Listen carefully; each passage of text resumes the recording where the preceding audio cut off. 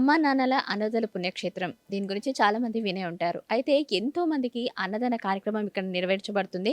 అయితే 10 సంవత్సరాల క్రితం నుంచి గూడా ఇది ఉన్నట్టు తెలుస్తుంది. ఇక్కడ మనం ప్రిమిసెస్‌లో చూసుకుంటే గనక ఇక్కడ చుట్టూ ఇది వరకు చూసుకుంటే షెడ్‌లు వేసుకొని ఇక్కడ 500 మంది వరకు గూడా నిరాశ్రయులు ఎవరైతే ఉన్నారో తప్పిపోయిన వారు కానివ్వండి, మతి భ్రమించిన వారు కానివ్వండి, వాళ్ళ గతం మర్చిపోయి రోడ్ల మీద తిరుగుతున్న వాళ్ళందరినీ కూడా తీసుకొచ్చి ఇక్కడ ఈ సంస్థ వాళ్ళని చిన్న పిల్లల్లాగా అంటే అమ్మానాన్నలాగా సాకుతుందనే చెప్పొచ్చు.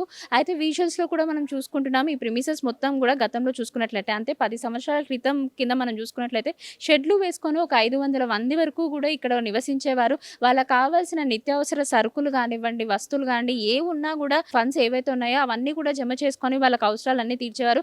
కాలక్రమేణా ఇది ఇప్పుడు 2024 వరకు గూడా ఎంతోమంది అన్నదాతల సహాయంతో ఎంతోమంది ఫండ్స్ ఇస్తూ, ఎంతోమంది మనీని సేకరిస్తూ, మరి కొంతమంది కావాల్సిన సరుకులు అవన్నీ గూడా అందిస్తూ ఈ ఆశ్రమాన్ని నడిపిస్తున్నారన్న సంగతి మనకి అర్థమవుతోంది. అయితే ఇప్పుడు మనం ఇంకాస్త లోపలికెళ్దాము. అసలైన ఫౌండేషన్ మెంబర్ ఎవరైతే ఉన్నారో ఆయన్ని కలుద్దాము. మరి ఎంతమంది నిరాశ్రయులు ఇక్కడ ఉన్నారో, వారికి అంటే చిన్న అవసరాలు గూడా అంటే వాళ్ళకి ఎవరికన్నా ఆరోగ్యం బాగాలేనప్పుడు ఇక్కడ డాక్టర్స్ గూడా అందుబాటులో ఉన్నారని చెప్తున్నారు. ఈ విషయాలన్నీ కూడా తెలుసుకునే ప్రయత్నం చేద్దాం. మీ పేరండి? సరిత మేడం. ఓకే. అంటే ఎన్ని ఇయర్స్ ఇక్కడ వర్క్ చేస్తున్నారు? 1 ఇయర్ అవుతుంది మేడం ఇక్కడ మీరు ఉండి. ఉండేది కూడా ఇక్కడ లోకలేనా? లోకలే మేడం. ఓకే. అంటే మీరు ఈ 1 ఇయర్‌గా చూస్తున్నారు కాబట్టి అంటే మెంటల్లీ డిస్టర్బ్ పర్సన్స్ ఇక్కడికి వస్తున్నారా? ఎలా ఉన్నారు అసలు ఇక్కడ ఉన్న వాళ్ళంతా? ఇక్కడ ఉన్న వాళ్ళు మెంటల్‌గా డిస్టర్బ్ అయిన వాళ్ళు ఉంటారు. మామూలుగా ఇప్పుడు పిల్లలు వాళ్ళని వదిలేసి, తల్లిదండ్రులను వదిలేసి రోడ్ల మీద వదిలిపెట్టడం అలాంటి వాళ్ళు కూడా ఇక్కడ ఉన్నారు మేడం. ఈ అనాథాశ్రమంలో మొత్తానికి 600 మంది అనాథలు ఉంటారు. ఇంకా అనాథలు వస్తూనే ఉన్నారు మా దగ్గరికి. ఈ 600 అనాథ మందిలో ఇదొక హెల్త్ డిపార్ట్మెంట్ అన్నట్టు. వాళ్ళ కోసం ప్రత్యేకంగా కేటాయించిన ఒక హాస్పిటల్ ఇది. ప్రత్యేకంగా వారి కోసం పొద్దున, సాయంత్రం ఎవ్రీ డే వాళ్ళకి రౌండింగ్ వేస్తూ ఉంటూ వాళ్ళకి బీపీ కానీ, షుగర్ కానీ, ఎలర్జీసే కానీ ఇలాంటివి చాలామంది ఉన్నారు. ఈ 600 మందిలో దగ్గర డైలీ ఒక 200 మంది, 250 మంది పేషెంట్లు మా ఈ హాస్పిటల్కి మేము తీసుకొస్తుంటాం. లేవలేని వాళ్ళు కూడా ఇక్కడ ఉన్నారు మేడం. లేవలేని వాళ్ళు, నడిచేవాళ్ళు, ప్రత్యేకంగా నడిచే వాళ్ళని మేము ఇక్కడికి తీసుకొచ్చి ట్రీట్మెంట్ చేస్తూ ఉంటాం. లేవలేని వాళ్ళ దగ్గరికి మేమే ప్రత్యేకంగా వెళ్ళి దగ్గరుండి చూసి టాబ్లెట్స్ ఇవ్వడమే కానీ, మళ్ళీ వాళ్ళు సీరియస్గా ఉంటే తీసుకొచ్చి వాళ్ళకి సెలైన్లు పెట్టడమే కానీ, ఓఆర్ఎస్ఏ కానీ, బ్రెడ్, పాలు పొద్దున, సాయంత్రం వాళ్ళని ఈవినింగ్ వరకు వాళ్ళని క్యూర్ చేసి మళ్ళీ వాళ్ళ రూమ్లోకి వాళ్ళని పంపిస్తూ ఉంటాం మేడం. ఓకే. అంటే జనరల్‌గా హెల్ప్ చేయాలన్న థాట్‌తో కొంతమంది డాక్టర్స్ ఇట్లా ఫ్రీ సర్వీస్ చేస్తారు. మరి కొంతమంది ఫ్రీ సర్వీస్ కాకుండా ఎంతో కొంత లైక్ సాలరీ వైస్ తీసుకొని చేస్తుంటారు. మీరేమైనా సాలరీస్ తీసుకుంటున్నారా? ఇక్కడ లైక్ ఫ్రీ సర్వీస్ చేస్తున్నారా? ఫ్రీగా అంటే సేవా భావంతోనే నేను ఇక్కడికి వచ్చాను మేడం. ఫస్ట్ ఆఫ్ ఆల్ సేవా భావంతోనే వచ్చాను. అలానే వీళ్ళకి నేను చేసుకుంటూనే ఇక్కడ ఉంటున్నాను మేడం. ఓకే. సో ఇప్పటి వరకు ఎంత మంది వరకు క్యూర్ చేసి ఉంటారు? చాలా మంది వరకు మేడం. ఇక్కడ వరకు మ్యాక్సిమం వస్తూనే ఉంటారు. వాళ్ళు మెంటల్గా డిస్టర్బ్ అయ్యి వస్తున్నారు. మళ్ళీ మేము చేసే ట్రీట్మెంట్ ద్వారా వాళ్ళు మంచి వాళ్ళై వాళ్ళ అడ్రస్ చెప్తూ ఉంటారు. కొంతమంది మా పలానా ఊరు, పలానా గ్రామం అని చెప్తుంటారు. వాళ్ళని సెర్చ్ చేసి వాళ్ళ పేరెంట్స్ని తీసుకొస్తే ఎంతో హ్యాపీగా ఫీల్ అవుతూ ఉంటారు వాళ్ళు. అంటే మన ఆత్మీయులు ఎవరైనా దూరం ఎక్కడ ఉన్నారో తెలియక బాధపడే వాళ్ళు ఇంకొందరు ఇంకొందరు ఉంటారు అలా. సో ఈ 1 ఇయర్ ఆఫ్ ఎక్స్పీరియన్స్ లో అట్లా ఎంతమంది వచ్చి వాళ్ళ పేరెంట్స్ కానీ ఇంకెవరైనా తెలిసిన వాళ్ళు ఉంటే తీసుకెళ్ళడం జరిగింది? చాలా మంది వరకు తీసుకెళ్లారు మేడం. ఈ రీసెంట్గా అంటే మెంటల్గా చాలా పిచ్చి ఒక ఆయన డ్రెస్సింగ్ మొత్తం కాలు మొత్తం ఇంజ్యూర్ అయింది ఆయనకి ఇంజ్యూర్ చేయాలన్నా కానీ పట్టి మొత్తం ఇప్పేసుకునేవాడు.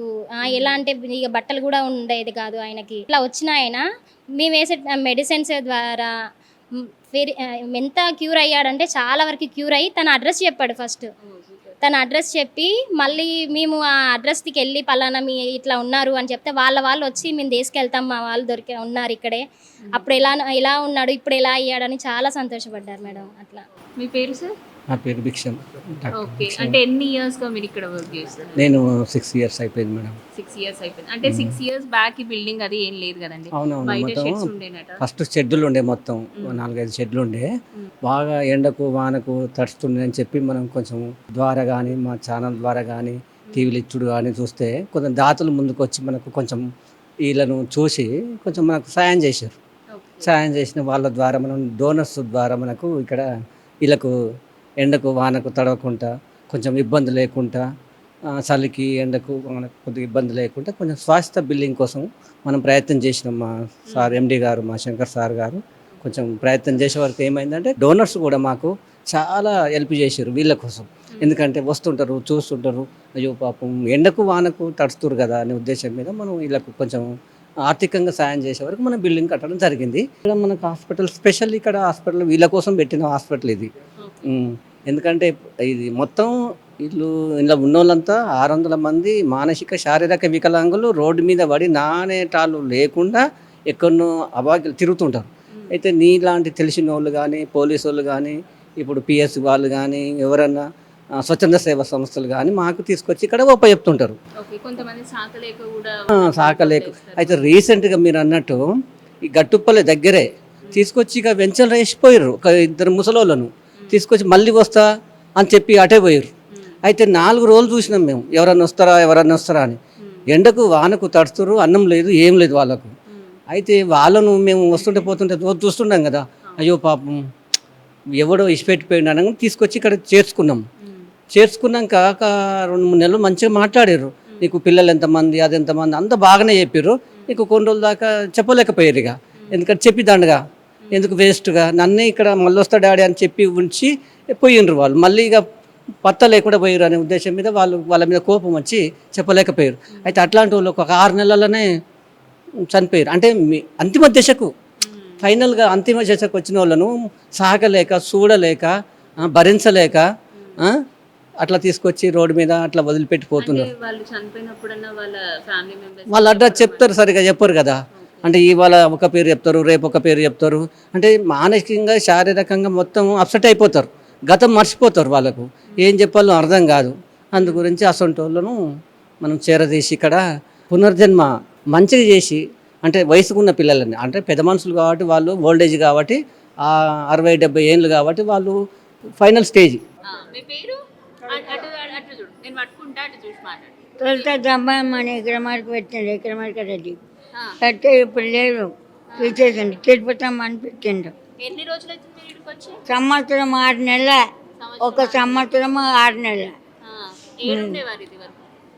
నేను ఆడ రోడ్డు మీద వస్తుంటే మా మామ నింగిరెడ్డి దాన్ని చాలా రాని చా అయిపోయింది, గిలాస కింద పడేసి జవడే దానికి లారీకి వేసా. వీడికి తెచ్చింది లారీ, వాళ్ళే తెచ్చిండు, నింగిరెడ్డి తెచ్చిండు. నా పిల్లలు అలా అడుగుతుండే నా పిల్లని అది వీళ్ళేమో అక్కడ మరికళ్ళు ఉన్నాం. మరికల్ రూములు కూడా ఉన్నాయి, 4 రూములు ఉన్నాయి. పిల్ల ఒక్కతో ఎవరైనా మంచోళ్ళు వచ్చిండే కిరాయికి ఇస్తుంది 2 రూములు.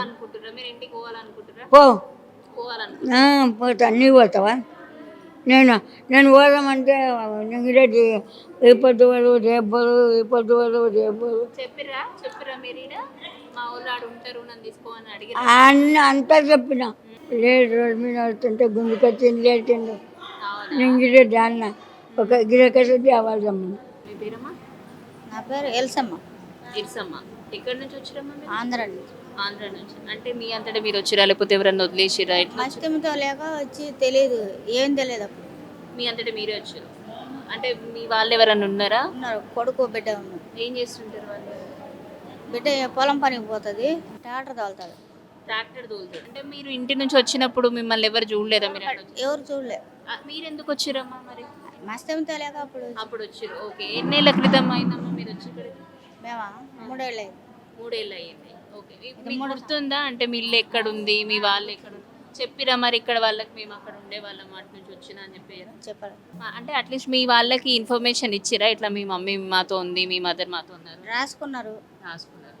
అంటే మీరేమైనా ఫోన్లో మాట్లాడడం అట్లా ఏమైనా? అదే మాకు ఎక్క ఫోన్లు లేవుగా. అమ్మాయి అయితే పొలం పనులు చేస్తుంది అన్నారు, అబ్బాయి ట్రాక్టర్ తోలుతాడు. మీ వారు ఉన్నారా? మా వారు లేడు, పిల్లలు ఉన్నారు, కొడుకు ఒక బిడ్డ ఉంది. ఆంధ్రాలో ఎక్కడ ఉండేవారమ్మా? నెల్లూరు సైడు మెదపుతాడు గ్రామం, పొలపాడు. మన ద్వారా చూసారనుకోండి, మిమ్మల్ని వచ్చి తీసుకెళ్తారు కదా, చెప్పండి ఏం చెప్పాలనుకో. నాయన మనకు మస్తిమితో లేక ఎంత దూరం వచ్చినాం, మనకు తెలియకపోయాము అని చెప్పుకుంటాం. మీ అబ్బాయి పేరేమా? నిరంజన్. కూతురు పేరు? యంగమ్మ. ఏం చేస్తుండేవారమ్మా మీరు ఇక్కడ రాకముందు? ఇంట్లోనే ఉండేదాన్ని. అంటే ఎన్నేళ్ళు అవుతుంది ఇక్కడికి వచ్చి మీరు? 3 ఇయర్స్ అయింది. 3 ఇయర్స్ అయింది. అంటే మీరు మీ అంతటా మీరు వచ్చారా లేకపోతే ఎవరన్నా వదిలేసారా? ఎలా రావడం జరిగింది ఇక్కడ? నేను 20 ఏళ్ల నుంచి విజయవాడలో ఉన్నాను. మా తమ్ముడు బాగా తట్టుకోలేక నేను విజయవాడకి వెళ్ళిపోయాను. అక్కడ ఉండి మా అమ్మమ్మ వాళ్ళని చూద్దామని వచ్చాను. అయితే పోలీసు వాళ్ళు తీసుకొని ఇక్కడ వేశారు.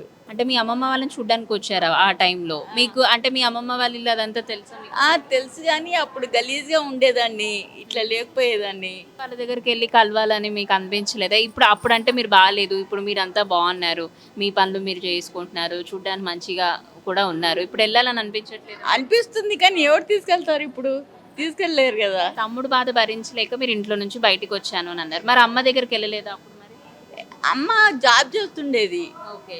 మీ వాళ్ళకు ఒక మాట చెప్పాలి, అమ్మకి కానివ్వండి, మీ వారికి కానివ్వండి, లేకపోతే మీ అక్క పిల్లలు వీళ్ళందరూ ఉన్నారు అంటున్నారు కాబట్టి వాళ్ళు మిమ్మల్ని చూసి కూడా అంటే 20 ఏళ్ళు అయిపోయింది, అప్పుడు మేబీ వాళ్ళ పిల్లలు చిన్నగా ఉండొచ్చు, ఇప్పుడు కొంచెం పెద్దగా అయి ఉండొచ్చు కదా, మీరు ఒక మాట చెప్పాల్సి వస్తే ఏం చెప్తారు వాళ్ళకి? అలా ఏ సీట్లే తీసుకెళ్ళిపోమనండి. తీసుకెళ్ళిపోవాలండి. ఎక్కడి నుంచి వచ్చారు మీరు? షిరిడి సాయిబాబాకి షిరిడి నుంచి ఇక్కడికి వచ్చిరా? దేనికి వచ్చిరమ్మా? ఇక్కడ ఎవరన్నా వదిలేసిరా లేకపోతే మీ అంతటా మీరే వచ్చారా? నేనే వచ్చిన దరితకు ఉన్న వదిలేరు. ఎవరు లేరా మీకు? ఉన్నారు, కొడుకులు ఉన్నారు, మొగడు ఉన్నారు. మళ్ళీ ఎందుకు ఆ కొడుకులు?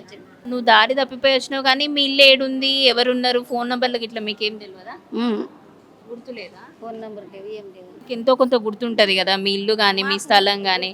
ఇక్కడ వాళ్ళకి చెప్పిరా మీరు ఇక్కడ నుంచి వచ్చిన నేను అని? అన్న చెట్టు వీళ్ళు మరి ఎవరన్నా వెళ్ళి వాకప్ చేయడం అట్లా ఏమైనా చేసి? టీవీలో చూసి రాకొచ్చిండు, అష్టే తోలుకోపోవాలి కదా, రాకొచ్చిండు అమ్మ. ఎక్కడి నుంచి వచ్చారండి? నానాపూర్ ఇక్కడ పక్కన 10 కిలోమీటర్లు ఉంది. మరి మీ బిడ్డ దగ్గరికి వెళ్ళాలని లేదా అండి మీకు? పోవాలి మేడం, నాకు కింద మస్తుగా వస్తున్నారు, నాకు అలా ఉంటే బాగుంటుందని నేను పంపించిండు ఈనాడు. మరి మీకు ఇప్పుడు ఇక్కడ ఎట్లుందండి? గట్టి మంచిగా ఉంది మేడం. మంచి మాట్లాడిరా? మీకు ఫోన్ నంబర్ ఇంకా గుర్తుంది కదా, మరి ఈ 3.5 ఏళ్ళలో ఎప్పుడన్నా మాట్లాడిరా మీ అక్క వాళ్ళు? మా ఇంటికి వచ్చేటప్పుడు ఇంటికి వచ్చిన ధనం పోయి పోయినా 100 రూపాయలు కిరాయి ఇచ్చిండు, పోతా వస్తాడు 100 రూపాయలకి కిరాయి ఇచ్చిండు. 2 రోజులు 3 రోజులు ఉన్నా వచ్చి చేయండి మేడం. ఎక్కడి నుంచి వచ్చారు? సికింద్రాబాద్ లో ఏం చేసేవారు మీరు? మూడమాటలో కూరగాయలు అమ్మినాం. ఓకే. ఎన్నేళ్ల క్రితం ఇక్కడికి వచ్చారు? మన జయలలిత వచ్చినాం, 2016 వచ్చినాం. 2016లో ఇక్కడికి వచ్చారు. ఓకే. మీకు అంత బాగానే ఉంది కదా, ఇక్కడికి రావడం గల కారణం ఏంటి మరి? పెరాల్సి వచ్చింది, కాల్చే పడిపోయింది, హాస్పిటల్ ఉందంటే వచ్చిన ఇక్కడ. హాస్పిటల్ కోసం ఇక్కడికి వచ్చారా? 2016 నుంచి ఇక్కడే ట్రీట్మెంట్ తీసుకుంటున్నారా? ఓకే. మీ వాళ్ళు మరి ఎవరు రాలేదా మీతో పాటు, అంటే చూడడానికి కానీ అప్పుడప్పుడు కానీ వస్తూ ఉంటారా మరి? మీకు ఎవరు లేరా? అంటే నా భార్య పిల్లలు ఉన్నారు. మరి ఎందుకు రారన్నా? వాళ్ళకి తెలియదుగా మనం వచ్చింది ఇటు. మీకేం గుర్తు లేదా? అంటే నా ఫోన్ నంబర్ కానీ మీ వాళ్ళది? ఫోన్ నెంబర్ లేదు కానీ ఇంటి అడ్రస్ ఉంది, మాతా గాంధీ హాస్పిటల్, మోండా మార్కెట్, సాంబమూర్తి నగర్. మీ ఆవిడ పేరు? పద్మ. ఆమె కూరగాయలు అమ్ముతారు. మీ వాళ్ళు వచ్చి కలుస్తారని కోరుకుంటున్నా. మేము కూడా ట్రై చేస్తాము మీ అడ్రస్కి వెళ్ళి మాట్లాడడానికి. ఇక్కడ ఉండేవారు సార్ మీరు ఇక్కడ రాకముందు? ఇక్కడ అష్టలక్ష్మి టెంపుల్ దగ్గర ఉండేవాడు. అష్టలక్ష్మి టెంపుల్. ఎందుకు ఇక్కడ రావడం జరిగిందండి మరి? వర్షం బాగుపడింది చనిపోయారు. చదువుకున్నారు కదా మీరు, ఆ సాఫ్ట్వేర్ ఎంప్లాయీ అని చెప్పేసి అన్నారు, అమ్మా నాన్న లేరని ఇక్కడికి వచ్చాను అని అన్నారు, ఇక్కడే ఉండాలనుకుంటున్నాను అని కూడా చెప్తున్నారు. మరి ఎక్కడన్నా జాబ్ చేస్తూ సింగిల్గా ఉండొచ్చు కదా, ఇక్కడే ఎందుకు ఉండాలనుకుంటున్నారు? పని చేపిస్తున్నారు, మొత్తం సార్ గారు పని చేపిస్తున్నారు, అంటే వెంకటరామరెడ్డి గారు పని చేపిస్తున్నారు, అందుకని ఇక్కడ ఉంటున్నారు. ఓకే. ఏం వర్క్ చేస్తుంటారండి మీరు ఇక్కడ? అంటే మొత్తం క్లీనింగ్ వర్క్, మొత్తం ప్యాచింగ్ వర్క్, మొత్తం ఆశ్రమం దగ్గర ఇంగ్లీష్ మాట్లాడడం, లేకపోతే క్లీనింగ్ చేయించడం మొత్తం చేపిస్తారు. చెన్నైలో అవుతుంది ఇక్కడికి వచ్చి? 6 years అవుతుంది. ఈజ్ దర్ ఎనీ సజెషన్ అంటే వీళ్ళకి కానీ? నో సజెషన్, మీకు అంతా బాగానే ఉంది. ఎక్కడి నుంచి వస్తున్నారు? అమ్మ గోదావరి నుంచి వచ్చిన. గోదావరి కన్నా నుంచి ఇక్కడికి వచ్చారు. ఎన్నేళ్ళు అవుతుంది ఇక్కడికి వచ్చి? 15 ఏళ్ళండి. 10 ఏళ్ళ కిందట ఇక్కడికి వచ్చినాను అన్నారు కదా, ఎట్లా వచ్చారు మీరు? ఎవరన్నా వదిలేసిరా లేకపోతే మీ? వదిలేసిండు అంతగా గబగబా వదిలేసిండు. ఏ నుంచి వచ్చింటాక? కలకూడదు కానీ హైకోర్టు కాడ వచ్చింటే తోలుకొచ్చాడు. ఆ దవాఖానకు వచ్చిన దవాఖానకు వస్తే రేపు పోదాం అనుకున్నాను, దవాఖానకు పోదామనగా తోలుకొచ్చాడు. మీకు ఎవరు లేరా మరి? పెళ్ళం పిల్లలకి ఇట్లా ఎవరు లేరా? మా అమ్మాయి చేయలే, పెళ్లి చేయలే మీకు? పొలం పంచాలే, మా ఇల్లు పంచాలని వద్దన్నారు. మనం టీవీలో చూపిస్తున్నాం నిన్ను, చెప్పాలనుకుంటే అన్నకి ఏం చెప్తావు మరి? పోతా మా ఊరికి, ఇక్కడ రాని పట్టణంలో ఉన్న మా ఇంటికి పోతా. పలానా ఇంగిట్లో తీసుకోమని తీసుకుపోమా. నమస్తే సార్. ఇక్కడ ఒక మంచి కార్యక్రమం జరుగుతుందని మేము విని వచ్చాము. మానవ సేవయే మాధవ సేవ అనేది ఒక నానుడి. అంటే మానవునికి అవసరం ఉన్నవాడికి, ఒకవేళ కష్టంలో ఉన్నవాడికి సాయం చేస్తే అది భగవంతుని చేరుతుందనేది ముఖ్యంగా చెప్తారు. అది ఆ ఉద్దేశంతో వీరు ఒక సత్సంకల్పంతో ఈ యొక్క అనాథాశ్రమాన్ని నడుపుతున్నందుకు అభినందనీయులు వాళ్ళు. అయితే మా యొక్క తల్లిదండ్రి యొక్క జ్ఞాపకార్థం వాళ్ళ పేరు మీద వీళ్ళకు అన్న సంతర్పణ చేయాలని, ముఖ్యంగా ఈరోజు ఈ యొక్క మహాలయ అమావాస్య సందర్భంగా వాళ్ళ ఆత్మకు శాంతి చేకూరాలని మేము ఎంతో కొంత డొనేట్ చేశాము. అమ్మ నాన్న అనాథాశ్రుల పుణ్యక్షేత్రం మనం చూసాము. ఇక్కడ ఉన్న వారిని అందరినీ కూడా కలవడం జరిగింది.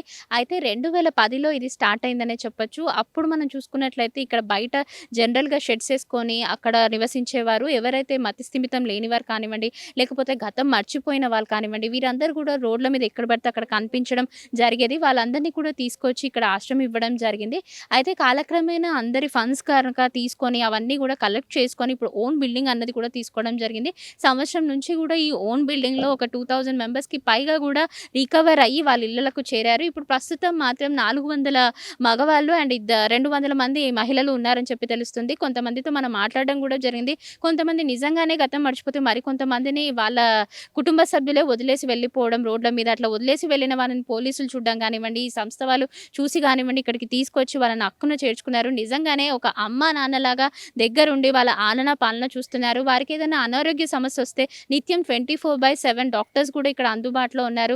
మనము ఇక్కడికి రాకముందు అంటే ఈ అమ్మా నాన్న ఫౌండేషన్ ఆశ్రమానికి రాకముందే ఎంట్రీలోనే మనం చూసాము. టెంపుల్ కూడా ఉంది. ఆ స్వామివారిని దర్శించుకొని ఆయన ఆశీర్వాదంతో ముందుకెళ్తే అంతా బాగవుతుందని ఒక నమ్మకంతో ఇప్పుడున్న ఈ ఎంటీ ప్లేస్ మనం చూస్తున్నాం కదా, ఇక్కడ కూడా ఆ గుడిని ఇంకాస్త పెద్దగా చేసే కార్యక్రమం అయితే మొదలు పెడుతున్నారు. మరికొద్ది రోజుల్లో ఆ స్వామివారికి గుడి కూడా నిర్మాణం పూర్తి కావస్తుంది.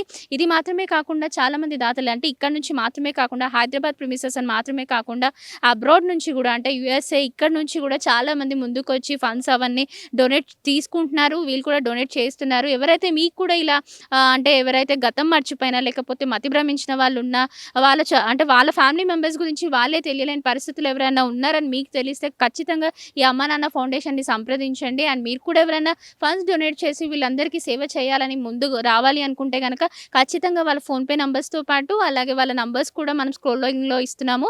ఆ నంబర్స్కి మీరు ఫోన్పే అవి కూడా చేసుకోవచ్చు. సో ఇది ఇప్పటి వరకు ఉన్న అప్డేట్. వీడియో జర్నలిస్ట్ వెంకట్ గౌడ్తో Keerthana, Politikos reporting from Amma Nanna Foundation, Choutuppal. Please subscribe to the channel and download the Politicos app from the links in the description.